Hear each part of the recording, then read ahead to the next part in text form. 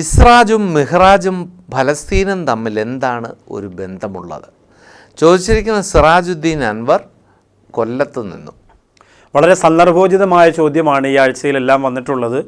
ഇസ്രാ മിഹ്റാജും ഫലസ്തീനുമായിട്ടുള്ള ബന്ധമെന്ന് പറഞ്ഞാൽ ഇലൽ മസ്ജിദുൽ ഹറാമി മിനൽ മസ്ജിദുൽ ഹറാമി ഇലൽ മസ്ജിദുൽ അഖ്സ, അങ്ങനെയാണല്ലോ ഖുർആൻ പറഞ്ഞത്. അതായത് മസ്ജിദുൽ ഹറാമിൽ നിന്നും മസ്ജിദുൽ അഖ്സയിലേക്കാണ് ആദ്യം പോയത്. നബി സല്ലല്ലാഹു അലൈഹി വസല്ലമ തങ്ങളെ ബുറാക്ക് കൊണ്ടുവന്നിട്ട് പുണ്യനബി സല്ലല്ലാഹു അലൈഹി വസല്ലമ തങ്ങളെ കൊണ്ടുപോകുന്നത്, ഇസ്രാ മിഅ്റാജ് രാത്രി നടന്ന റജബിൻ്റെ രാത്രിയിൽ പോയത് ആദ്യം മക്കയിൽ നിന്ന് മസ്ജിദുൽ ഹറമിൽ നിന്ന് നേരെ പോയത് മസ്ജിദുൽ അഖ്സയിലേക്കാണ്. അവിടെ നിന്നാണ് പിന്നെ ആകാശാരോഹണം നടത്തുന്നത്. അപ്പോൾ അവിടെ ഈ മസ്ജിദുൽ അഖ്സയ്ക്കകത്ത് ഇന്നും നബി സല്ലല്ലാഹു അലൈഹി വസല്ലമ തങ്ങൾ ഉയർന്നു പോയ സ്ഥലത്തെ അടയാളപ്പെടുത്തിയിട്ടുണ്ട്. അതൊക്കെ വലിയ ചരിത്ര പ്രാധാന്യമുള്ള കാര്യമില്ല. അത് കാണുമ്പോഴാണ് ആ യാത്രയെക്കുറിച്ച് കുറച്ചുകൂടി നമുക്ക് ബോധ്യമാകുന്നത്. നമ്മളവിടെ ചെല്ലുമ്പോൾ ഇത് മസ്ജിദുൽ അഖ്സയിൽ നിന്ന് നബി സല്ലല്ലാഹു അലൈഹി വസല്ലമ തങ്ങൾ ആകാശത്തിലേക്ക് ഉയർന്നു പോയ ആ സ്ഥലം ഒരു റൗണ്ട് അടിച്ചിട്ട് തന്നെ നമുക്ക് താഴെ നിന്ന് മുകളിലേക്ക് നോക്കിയാൽ കാണാൻ പറ്റുന്ന ഭാഗത്തിന് അടയാളപ്പെടുത്തിയിട്ടുണ്ട്.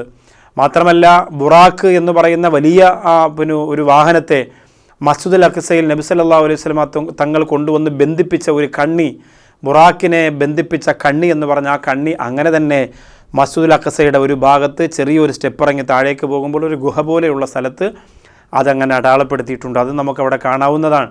അപ്പോൾ ഇതൊക്കെ ഇസ്രാ മിഅ്റാജുമായി ബന്ധപ്പെട്ട യാഥാർത്ഥ്യങ്ങളാണ്. അത് ഏറ്റവും കൂടുതൽ അനുഭവിക്കേണ്ടതും അറിയേണ്ടതും മസ്ജിദുൽ അഖ്സയിൽ നിന്ന് തന്നെയല്ലേ.